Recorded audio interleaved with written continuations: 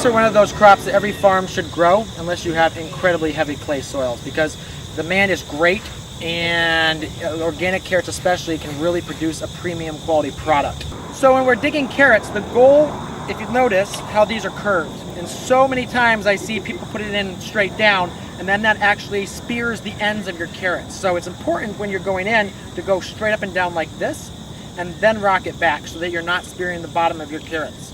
So I'm gonna go ahead and demonstrate now. So you can see here, pointing it forward, and then going straight in, and then just force it in like that. And if you then, you don't have to go all the way in with the fork, but what you do have to do is then check.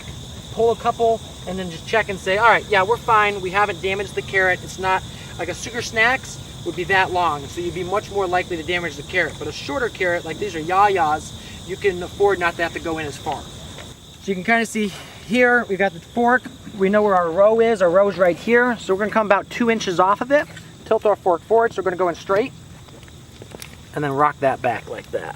And then you can see how they're all loosened now, and then we'll just keep working our way down the bed.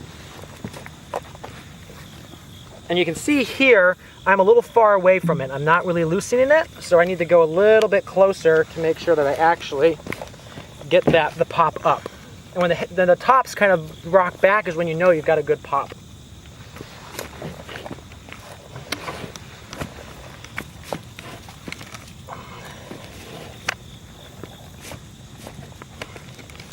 See right there, you can see the carrot still sitting there. I didn't really get it, so I gotta go back in and hit it again. And there you can see how it popped up.